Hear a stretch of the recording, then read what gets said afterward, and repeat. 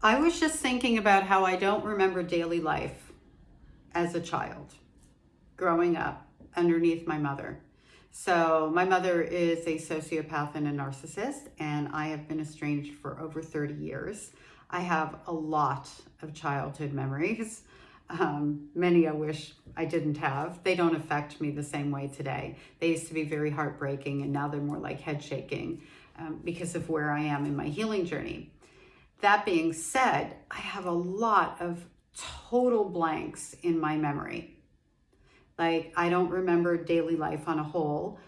When my mother dropped me out of the 2-story window and I walked away with 2 broken arms, I didn't even realize she was trying to unalive me. Like, it never occurred to me until a few years ago, literally a few years ago, that she had no way of knowing I would walk away from that, and every reason to believe that I would not. Anyway, that to be said, I remember being in the taxi, yes, a taxi, not an ambulance, on the way to the hospital.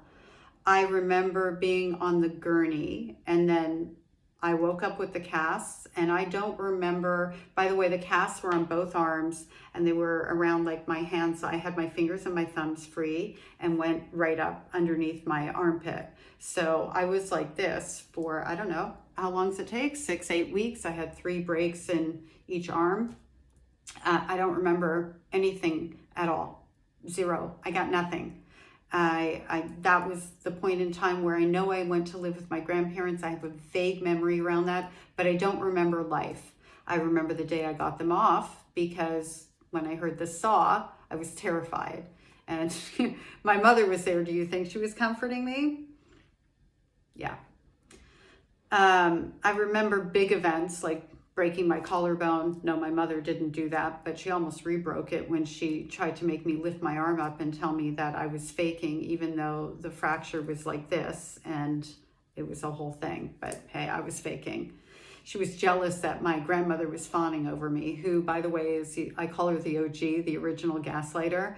Really, I should call her the original narcissist, who was also an alcoholic, who triangulated me against my mother and that whole thing and made my mother hate me that much more, if that's even possible. Anyway, let's get into daily life. Here's what I don't remember. Here's something that I just put together because I don't remember it on a whole. Like, in other words, getting up, getting ready to go to school, who was there.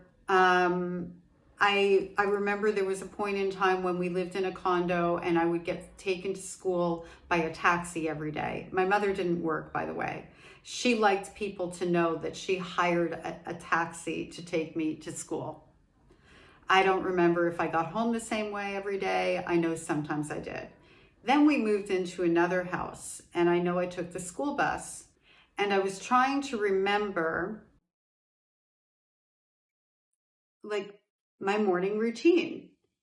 And what brought this to mind is I was talking to one of my kids, my youngest daughter, the other day, and she remembers the mornings and she remembers nighttime and she remembers stuff in between. And, you know, I know why I don't remember things, but it's the way that she remembers things. And I thought about it and I'm like,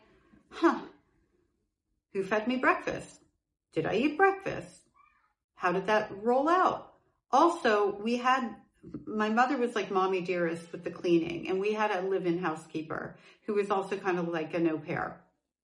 And so my mother would make sure that everything in the house, and by make sure, I mean make us make sure, not just the housekeeper, but the kids, myself, her son, I don't call him my brother anymore, that you use the sink, you wipe it like nobody has touched it. You better make sure the floor is clean, no hairs, no nothing. And on the days that the housekeeper was off, which was usually like a Sunday, if nobody else but my mother and I were in the house, she would terrorize me and I would be cleaning like Cinderella all day long. Like it would be closet ripped on the floor, Ajax in the bathroom, literally like a scene from Mommy Dearest. When I saw that scene, I was like, oh, there's someone else like me. I just thought there was one person like me. We had this tile in our kitchen. It was this very blue, shiny tile. By the way, this house was like a bowling alley. It was all marble floors with no furniture in it. Oh God. Like the facade, the facade is just insane. Anyway, I knew that if I would go in the kitchen, cleaning that floor like you hadn't been in there, it used to streak really badly. So I would avoid eating. I would avoid going in that kitchen. And at night, we didn't really eat at home. We usually ate out anyway. So it was very rare that we ate at home at night. So that wasn't a problem for me. At least I got dinner most times. And the housekeeper, I know, helped with stuff like that when my mother was not in town or gone, or if I wasn't going to dinner with her and my stepfather and that whole thing. What I remember the other day, though, was that I would get up super early in the morning, like when it was dark outside, and quietly get ready for school and leave my house at dark and walk around the neighborhood until the school bus came. And I've put together that the reason that I did that was to avoid my mother in the morning. I don't know if I did that every day. I do know I did that lots of days. And then people go, oh, but she's your mother. Yeah, who I was so terrified of that I'd rather be in my neighborhood, which was a very safe neighborhood. I will give it that. I'd rather be alone at like 11 years old, walking my neighborhood.